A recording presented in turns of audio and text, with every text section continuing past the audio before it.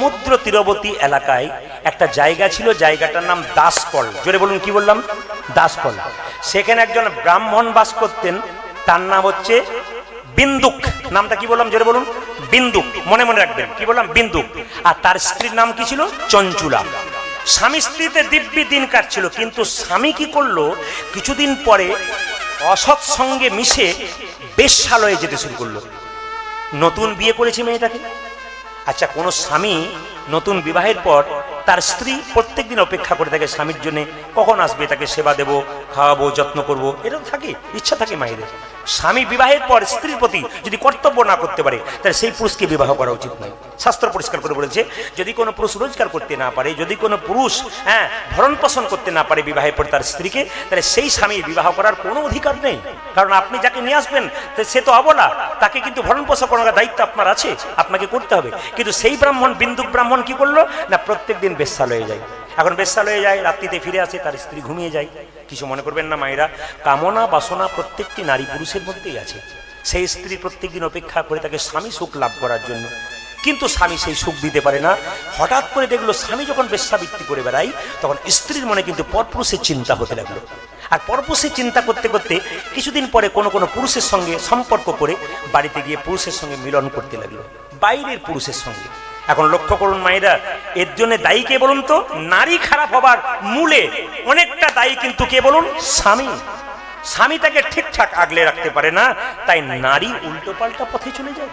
এই ব্রাহ্মণ তার প্রমাণ দিয়ে দিল। তাকান, যখন এই ব্রাহ্মণ বেশ্যাবৃত্তি করতে লাগলো, তার স্ত্রী তখন পরপুরুষের সঙ্গ করতে লাগলো। একদিন একটা পরপুরুষ তার স্ত্রীর বাড়িতে ঢুকে গেছে, আর যেই না বলেছে কে, পরপুরুষটা দৌড়ে পালিয়ে গেছে। আর তার স্ত্রী ক্ষমা চেয়ে বলছে, তুমি কিছু মনে করো না, আমি অপরাধ করে ফেলেছি। কি ভেবেছো তুমি?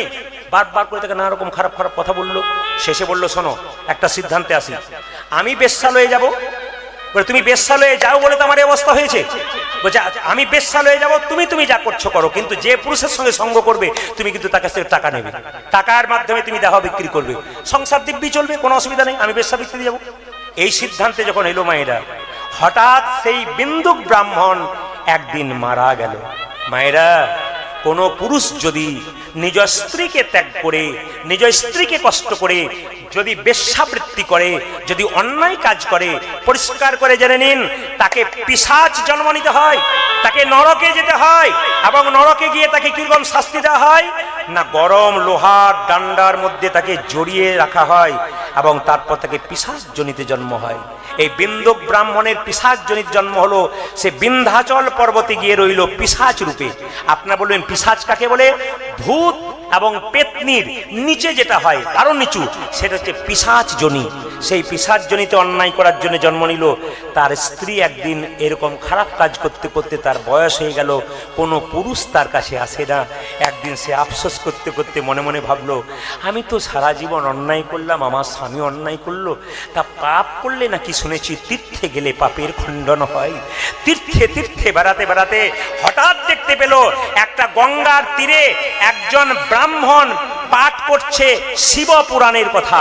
আর শিব পুরাণের পাঠ করতে করতে যখন বলছে যে কোনো নারী বা কোনো পুরুষ যদি কোনো পরপুরুষ বা পরনারীর প্রতি কোনো স্ত্রী বা তার স্বামী যদি আকৃষ্ট হয়, তবে তাকে পিশাচ জনিতে জন্ম নিতে হয়। সঙ্গে সঙ্গে সেই মেয়েটি আছাড় খেয়ে বলল, কে বলুন তো মেয়েটির নাম কি বললাম? যেটা বলুন, মেয়েটির নাম কি বলেছিলাম? হ্যাঁ, দেখুন কি বলছে, মেয়েটির নাম কি বললাম? স্বামীর নাম বিন্দুক বললাম, আর মেয়েটির নাম চঞ্চুলা, নাকি বলছেন? এই চঞ্চুলা আছাড় খেয়ে বলল, ব্রাহ্মণ, আমি বড় অন্যায় করে ফেলেছি, এক কাজ করো, আমি যেন পিশাচ জনিতে আর জন্ম না নিতে পারি তার ব্যবস্থা করো। বলে, না, তুমি যে অন্যায় করেছো, অন্যায় করে শাস্তি তোমাকে পেতে হবে। বলে, রোগ যদি হয়, রোগের যেমন কোনো ওষুধ আছে, সেরকম পাপ যদি কেউ করে, সেই পাপ খণ্ডনের বিধান আছে, তুমি আমায় বিধান দাও। বলছে, এই শ্রাবণ মাস চলছে, এই শ্রাবণ মাসে যদি তুমি শিব পুরাণ থেকে শিবের কথা শুনতে পারো, শিব হলো পবিত্র, শিব হলো পবিত্র, তাই শিবের কথা যে আজকে শুনছেন মায়েরা, আপনাদের যত পাপ আছে, ছোট ছোট পাপ, সব পাপ কিন্তু খণ্ডন হবে। যত শিবের কথা শুনবেন, এই শ্রাবণ মাসে যত শিবলিঙ্গে জল দেবেন। বারবার ওই মেয়েটিকে বোঝালো। এখন মেয়েটি যখন হঠাৎ একদিন মারা গেল, সেই চঞ্চুলা মারা যাওয়ার পর সবাই লক্ষ্য করুন, তার কিন্তু আর নরকগামী হলো না। কেন? শিব পুরাণ পড়েছে, শিবের কথা জেনেছে, শ্রাবণ মাসে সোমবার সোমবার জল ঢেলেছে, উপবাস করেছে, তা একটা ফল তো আছে। কোথায় গেল মায়েরা? শিবলোকে গেল।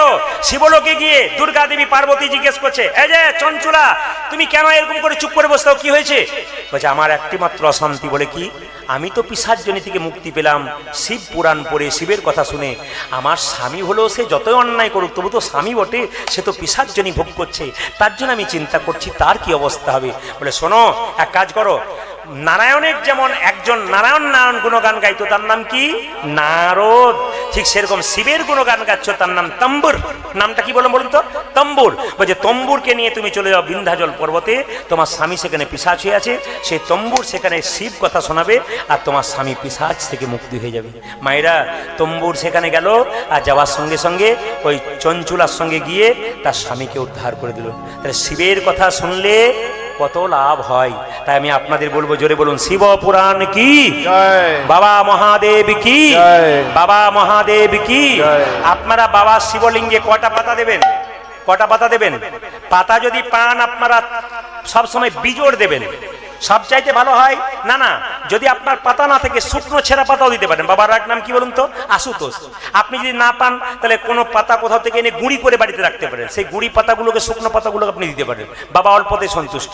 যদি আপনার পাতা প্রচুর থাকে তাহলে আপনি সবচাইতে ভালো হয় যদি 11টি পাতা আপনি দেন, কারণ বাবার আরেক নাম হচ্ছে রুদ্রদেব। যদি পারেন 11টা দেবেন, সবসময় বিজোর দেবেন, জোর দেবেন না কিন্তু।